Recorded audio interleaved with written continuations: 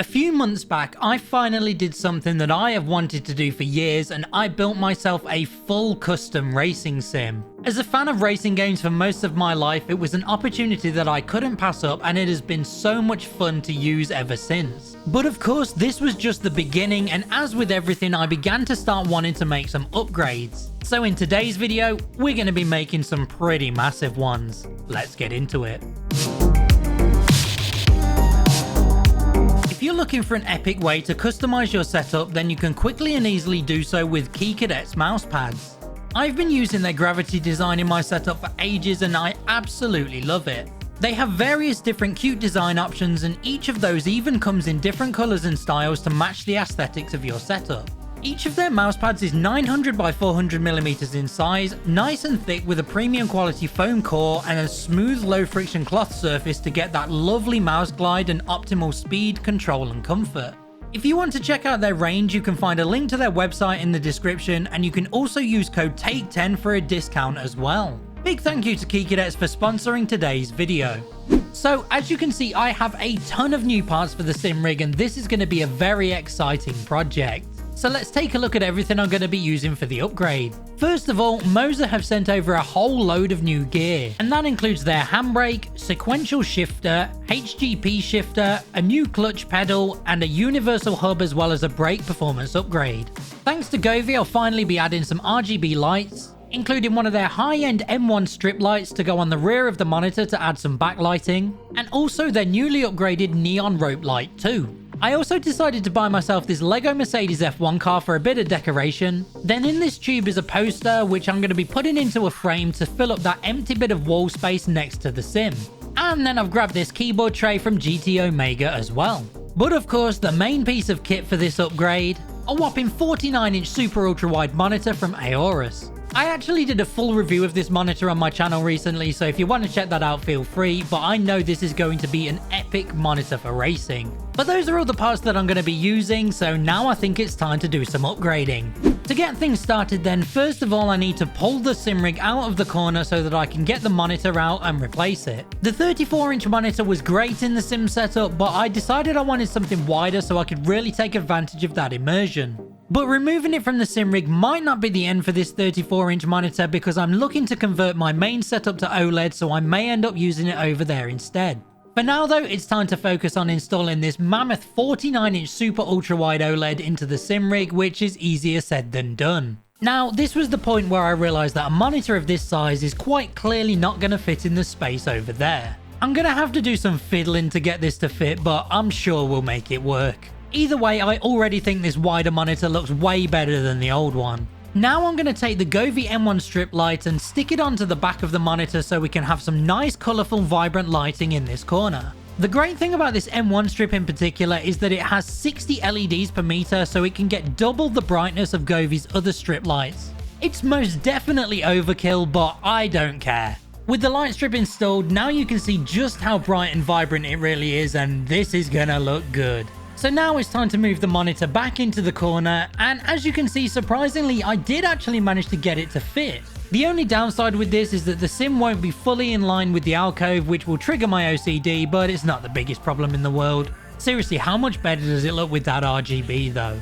The next step then is to install these new parts and upgrades sent over by Moser so we can take the sim rig itself to the next level. So now let's install the clutch pedal and the brake pedal performance kit. To do so, first we're going to need to remove the pedals from the rig. So now we can get the new clutch pedal out of the box, and in order to install it, I'll have to rearrange the pedals on the base.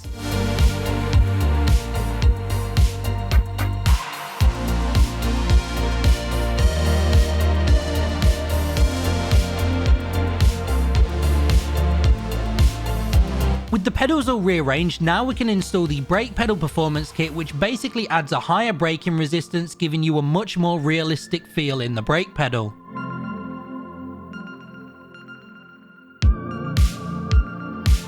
With that all done, now we can install the pedals back into the sim rig.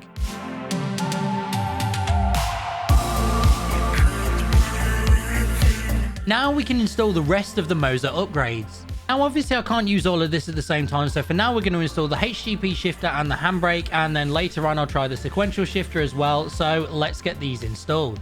Now I don't actually drive yet, and it's my first time using a clutch and shifter in the sim rig to do manual gears, so it's definitely going to take some getting used to. I'm also very excited about trying out the handbrake on the rig because I've been wanting to try out some drifting as I've been watching other people do it, and it looks so much fun. It's time to enter my Tokyo Drift era. With the shifter and handbrake assembled, let's get them installed into the sim and then take them for a test drive.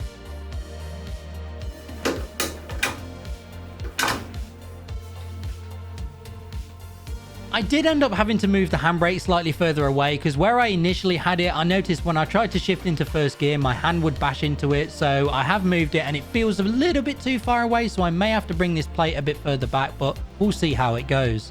So now while the sim rig is looking almost finished and ready to go back in the corner, there is still one thing that I need to add, which is this keyboard tray from GT-Omega.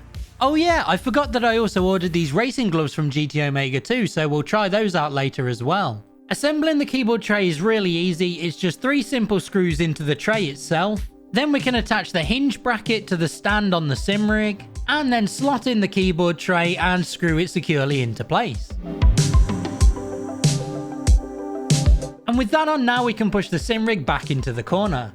So this is how the Sim Setup 2.0 is looking so far, and it's turning out a lot better than I thought. The monitor's very snug, but at least it fits. And adding the shifter, handbrake, clutch and keyboard tray are making this look like a much more complete sim setup. Now because I've added all of these extra devices and they all come with these cables, I've had to get this universal hub so that I can connect them all up and use all of them at the same time. So now I'm going to go ahead and get everything plugged in and ready to go. So here we are then. I have plugged everything in and turned it all on, and I've done my best to cable manage as well, which wasn't easy. But I am really liking the way that the setup is looking so far, and it is definitely a massive step up on what it was before.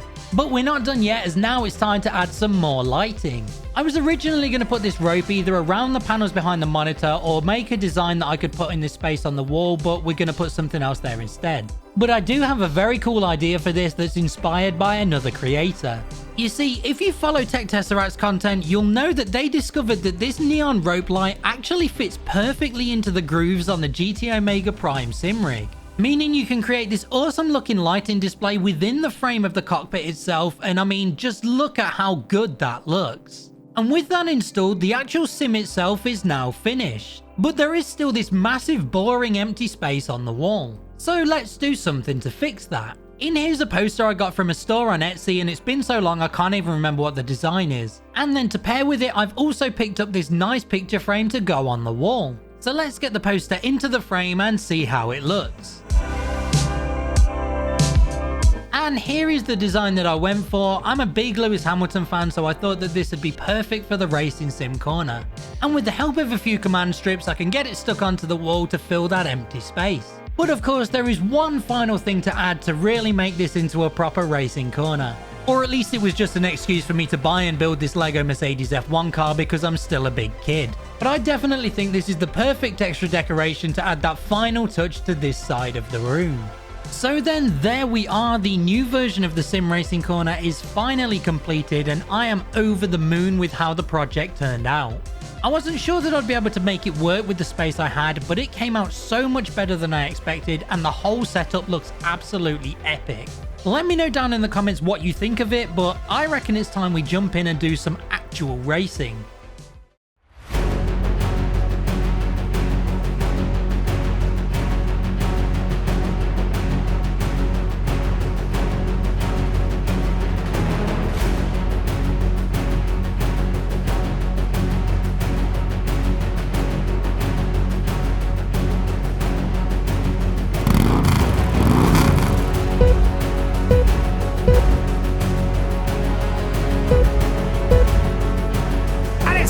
Out and away we go. Leclerc has that inside line. Through goes Hamilton.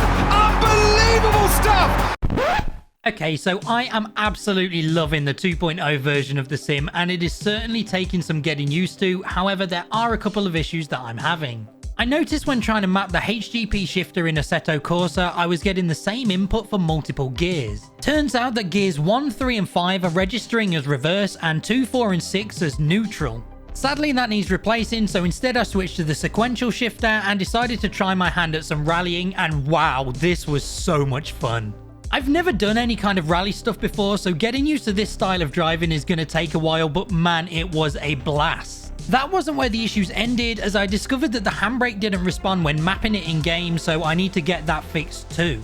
But aside from those problems, I'm having such a fun time on the sim, and it feels so much more complete and realistic with all the new gear and the much larger 49-inch monitor. Plus, the overall look and feel of the whole setup is just so much better with the new lighting and decorations. I really am so pleased with the outcome of all of this. Thank you guys so much for watching. I hope you enjoyed. Let me know what you think down in the comments, and also let me know what would you add to the setup next. I'm going to go spend the rest of the week doing some racing, so I'll catch you all in the next video. See you later.